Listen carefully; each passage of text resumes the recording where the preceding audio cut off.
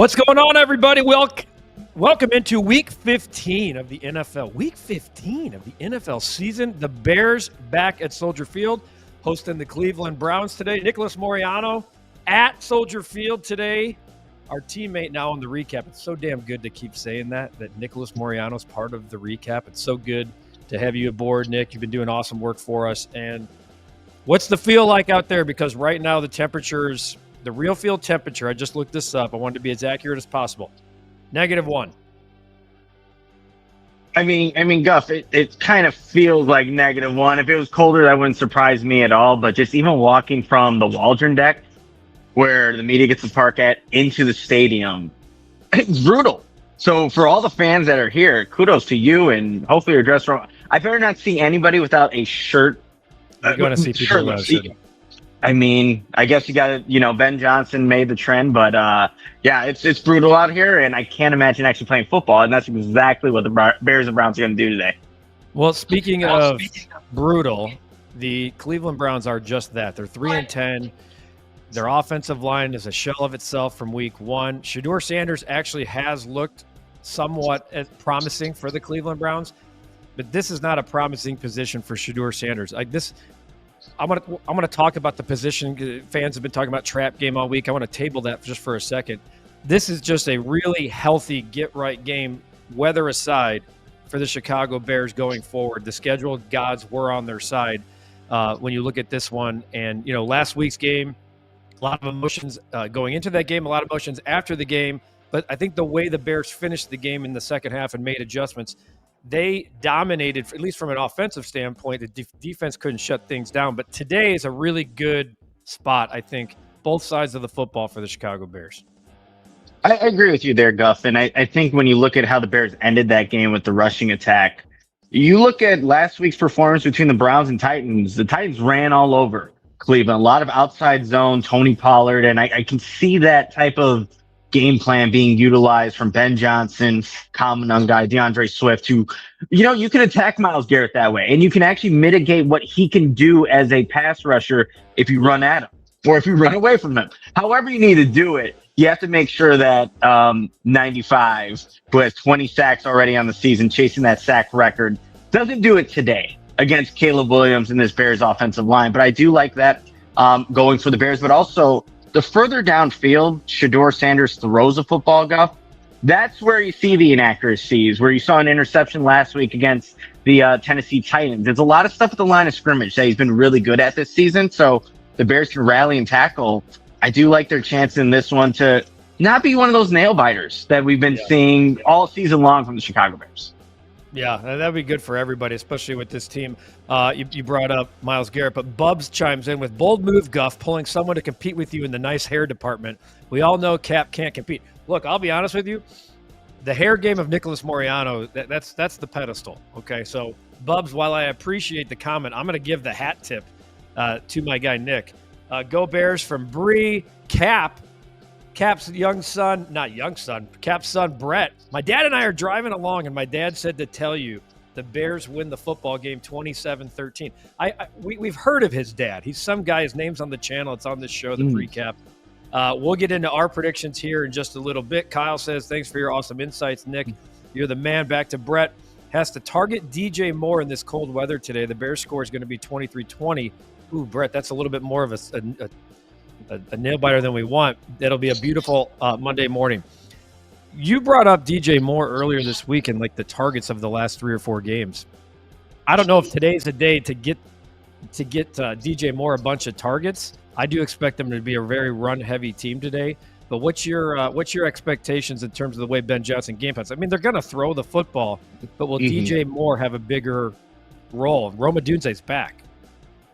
Yeah, so to be completely honest, I thought DJ Moore would have more of a role last week against Green Bay Packers. So it's kind of hard to judge exactly where, he's fitting with Ben Johnson in this offense. But he was the first wide receiver that I saw step out onto the football field when I got here at Soldier Field. He has kind of like the half sleeves going on right now. And actually, the other 2 wide receivers I saw, Olamide Zaccheaus and Devin Duvernay, rocking no sleeves. So I don't know if that's a testament to, they're crazy. But yeah, DJ Moore, you know what? the middle of the field, I think, an area too where you can attack this Browns defense. That's where I thought DJ Moore would have success last week against Green Bay Packers as well. I wouldn't be surprised if they see a couple of targets in this game. However, the Bears are actually planning to utilize a guy like that and manufacture some of those runs in the backfield. I know they didn't quite work last week, but I think it's a game where you want to see DJ Moore kind of bounce back a little bit with 4 regular season games left in his 2025 regular season. Now, how healthy is Rome? Obviously, he's going to be playing today, but maybe this is also a time to allow him to still be a part of this Bears offense, but not be the focal point as he usually is, because you do still have a guy like DJ Moore that's being very heavily paid and should be a playmaker in this Bears offense. We look at the inactives. It's a pretty healthy Bears team today. Tyson Bagent might be the one where everyone kind of raises an eyebrow. You mentioned to me before we hopped on, it's an illness. You didn't see anything of note this week, but this is as healthy of a football team as we've seen in a long time, and it's probably the most important time of the year. Yeah, absolutely. Just having that depth just throughout the entirety of the team at this point in the season, especially in a game that's going to be as cold as this one, it does benefit you having most of your guys that you're going to need in this game healthy and active and ready to go. So, the Tyson Bagent news was a little surprising. Like I told you earlier, I didn't see anything throughout, the locker room to signify that this would be the case this week. But you saw Case Keenum out there throwing some passes. So hopefully it doesn't get to that point, though, and where you even have to mention a Bears backup quarterback. Yeah, if Case Keenum's in the football game, it's because the Bears are up 34-3. Justin says, hi, go Bears. I'm predicting the Bears win by 10. We need to start scoring at consecutive downs. Our problem is we score and give up the points instantly. We got to score on consecutive downs. And probably you're talking about consecutive series there, Justin. Great to see Guff and Nick today. Let's get a dub. If we could score and get 3 and outs, we'd be so much better. I think that's every team in football would sign up for scoring on your drives and 3 and outs on defense. So Luther Burden is what Arnie says. He'll have a breakout game. Everyone has been kind of predicting like the Luther Burden breakout game.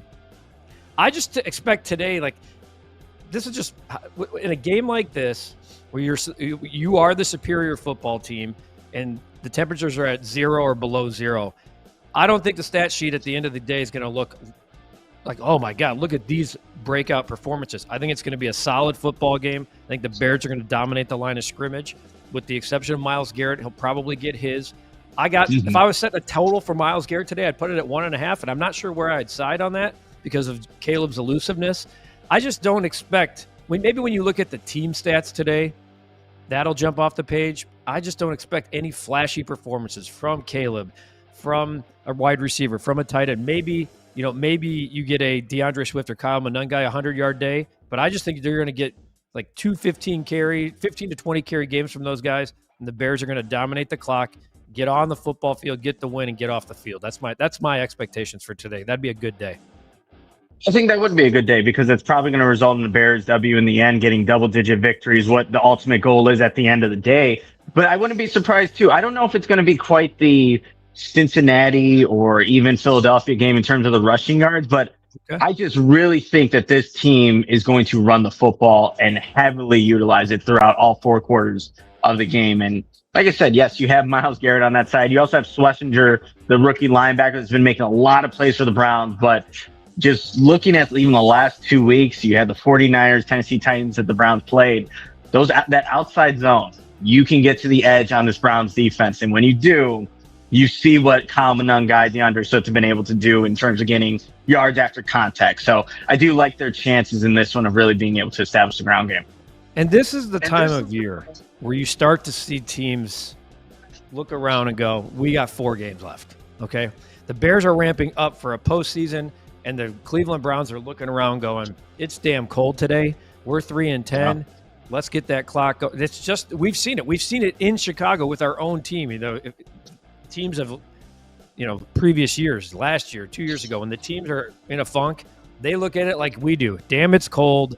Let's get on and off the field. So a question for you here and what you saw in pregame. Bub says, I don't think we try a 40-yard field goal today. Get ready for some 4-down nail-biters. What was the kicking game like? What did you see from Cairo Santos? Was there a distance he was kind of working his way in, 45 and in, et cetera?